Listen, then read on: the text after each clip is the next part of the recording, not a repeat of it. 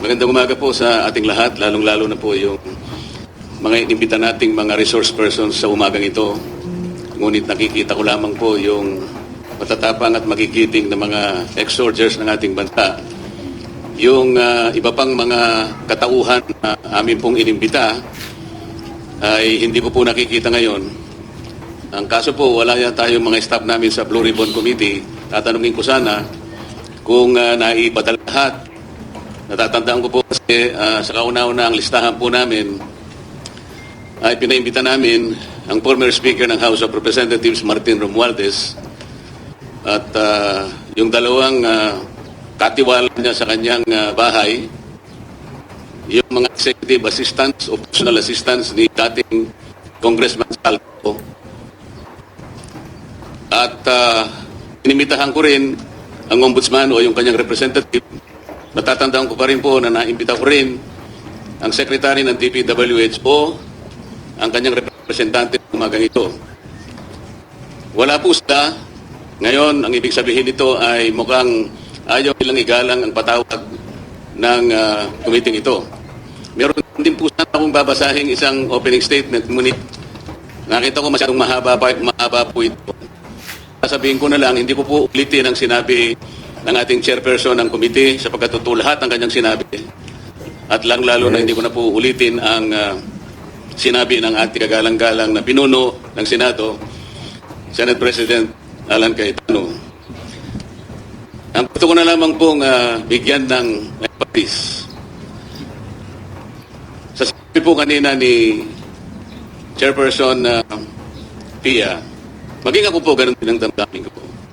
Hindi naman namin pinapipilitan ang sarili namin na kami ang una sa Blue Ribbon Committee. Kataon po nung una ako po inahirang, dala po ng tungkulin, ay binalikat ko po yon. At sa aking kakaalam, ginanap ko po yung tungkulin ayon sa aking kakayahan at sa aking kaalaman. Kaya lang yun po ay hindi natagal sapagkat iba po yung nahirang na leader ng aming Senado at nagtalaga sila ng bagong chairman ng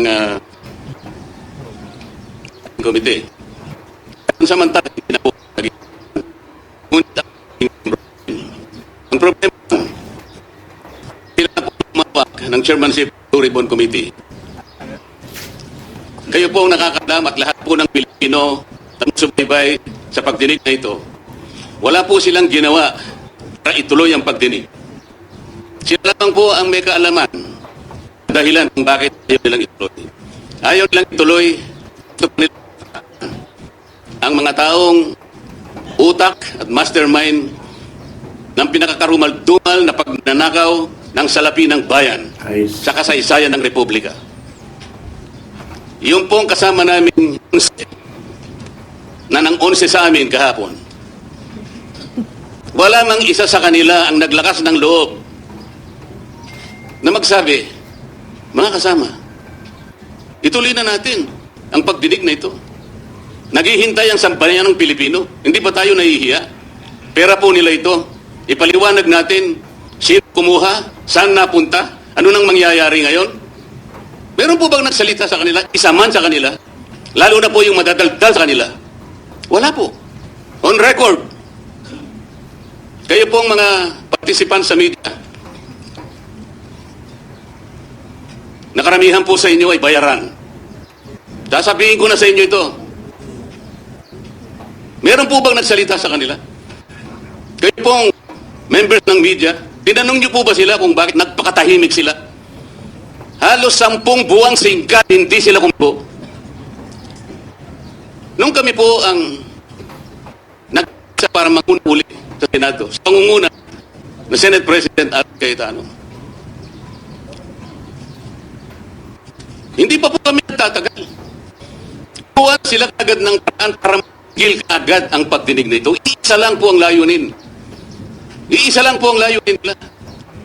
Pigilin talaga at ibaon na sa limot ang tungkol nangyayari ng flood control scandal. Wala na pong ibang isyong pag-usapan. Wala na po.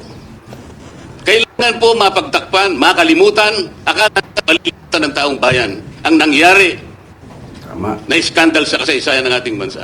Sino pong makakalimot sa inyo? Ngayon po, nandito tayo ngayong umaga. Ang nagkusa lang na dumating dito ay yung mga taong merong pagmamahal sa kanilang bansa. Yung mga taong ang gusto nila malaman talaga kung sino ang dapat managot sa pangyayari. Yung wala ngayon, para ko nang nakita, basahin po ninyo ang isang tala sa banal na kasulatan. Proverbs 28:1. Alam niyo kung ano nakasulat doon? Ang taong makasalanan, ang taong masama, umiiwas nagpapagawa kahit walang humaharap. 8:1. Alam niyo kung ano nakasulat doon? Ang taong makasalanan, Yes. ang taong masama, umiiwas nagtatago kahit walang harap. Tama. Ngunit yung taong tuwid, umuungal parang yun. Ito po ngayon ang ating kasaysayan ngayon. Makikita ninyo ngayon ang larawan ng pagdinig na ito. Nandito lamang yung taong gustong malasakit sa ating mamamayan, nakaharap sa atin ngayon. Yung pong wala, ayaw nila matanong dito. Pagkakataon na po ngayon, kayo magigiting at matatapang na ex-soldiers nating bansa. Kami po, ako, lahat kami rito yung sumasaludo sa inyong katapang. Ang inyo po sasabihin ngayon ay magiging record na ang kasaysayan ng Senado at kasaysayan na rin ng ating bansa. Hindi naman nanatiling parang naratibo lamang na hindi na pinapansin ng media. Alam ko, binigyan nyo ng kopya ang opisina ng ombudsman. Pero walang ginawa. Alam po ba ninyo na ang opisina ng Secretary ng DPWH ay nabigay ng isang referral report sa ating ombudsman noong Nobyembre pa 2020. Ilang buwan na karara. Baka isang taon na. O mag-iisang taon na. 26 pages na referral report para gawan ng complaint ang former Speaker Martin Romualdez. Noong October 2026 o noong April 2026, meron na pong complaint affidavit na ginawa ang ombudsman laban kay former Speaker Martin Romualdez. Bakit wala pong naisasampa sa Sandigan Bayan? Nauna pa po yung kasama namin. Bakit nila pinipilit na dakpin si Senator Bato? Para sa ganon, madiretso na sa dihig. Yes. Para maagnas na yung bilang namin. Yan lang naman po ang punto nila. Makuha nila uli ang liderato hindi sa paraan at proseso na itinatadhana ng aming mga tuntunin. Kung hindi, importante sa kanila makuha nila ang liderato upang sa ganon maisagawa nila ang matagal na nilang layunin na talagang ibing na lamang ang issue ng flood control. Wala na pong iba. Huwag na kayong mag-isip ng iba. Napakarami kasing tao ang involved dito sa flood control ito. Ito ang multong ginawa nila, natatakot sila ngayon sa sarili nilang multo.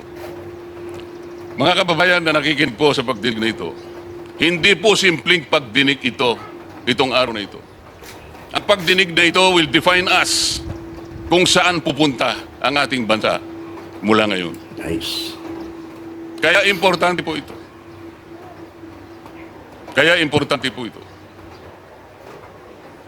Dahil wala po yung mga importanteng mga taong pinatawag natin na dun sana pasisimulan ng mga tanungan, kayo pong nandito ngayon, tatanungin na lang. Pagkakataon na ninyo, marirecord na ng formal ang sasabihin ninyo. Matatala ang formal. Mr. President, bago ako magsimula, meron ka bang gusto idagdag muna? Well, it's not too late. The Office of the Ombudsman, DPWH, DOJ, marami kaming tanong. We need the impartial report, not a partial report. So sana pumunta sa... Mr. Chairman, dahil wala po ang ibang staff at yung beses nung chairman ako ng Blue Ribbon ay hiningi ko kanila na i-administer yung oath. Maybe I can have the privilege now of returning the favor. Ako na administer ng oath sa ating mga bisita. Salamat po, Mr. President. Of course, you are in a better position to administer their oath. Magsitayo po kayong lahat. Taas natin ating kanang kamay. Do you swear or affirm to tell the truth, the whole truth, and nothing but the truth in these proceedings. Yes. Thank you. For the For Saltico is in the vicinity, but I receive a notice that he is prevented from making his way into this hall. Sana po ay merong makatulong sa kanya para makarating dito.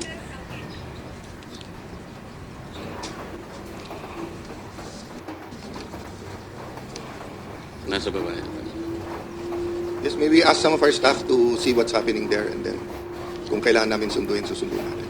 Again, may I remind even our own employees, pag in-interrupt nyo or dinisturb or pipigilan nyo yung ating hearing, yan po ay criminal offense, at ang hindi pagpapasok sa aming resource person ay kasama po yan sa paparusahan.